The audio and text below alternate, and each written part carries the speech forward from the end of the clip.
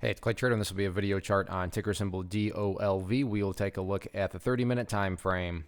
Real quick, what do I mean by 30-minute in case maybe you're new to charts? Instead of each one of these candlesticks here representing 1 day's worth of price action, which is what you would normally see, each one represents 30 minutes. So while this here may look like several days worth of time, it's actually just today's price action broken down into 30-minute time slices.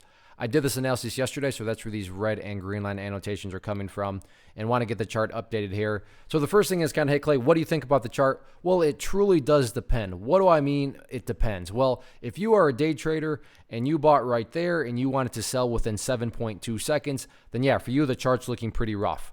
If you care about the big picture perspective, the big grand scheme of things, then yeah, the price did pull back today.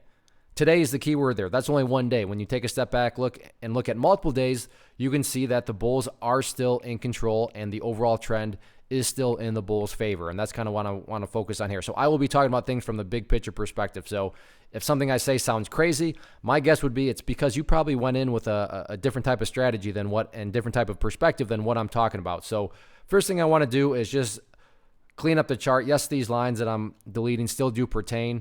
But like I said, I want to just approach this in a very kind of straightforward way and focus here on 0035 and then the purple line there, the 50-period simple moving average. And this line right here, 0035 especially, this just really goes to illustrate the power of charts. I promise I have not moved that green line. I guess if you don't believe me, I'm not offended. You can just watch the video from February 13th. But I talked about 0035 as support.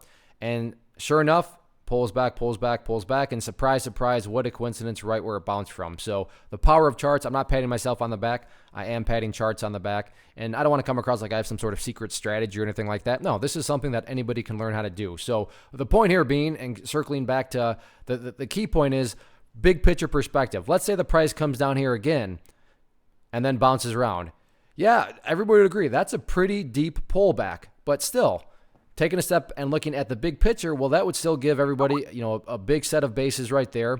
And the previous base would be down here. So if you picture each of these as stair steps, then the stair steps would still be going in the upwards direction from the big picture perspective. So sure, today there was a pullback, but that's why I say it depends. If you care about the big picture of things, the bulls still have plenty of opportunity to build a higher base and therefore, build these stair steps in the upwards direction.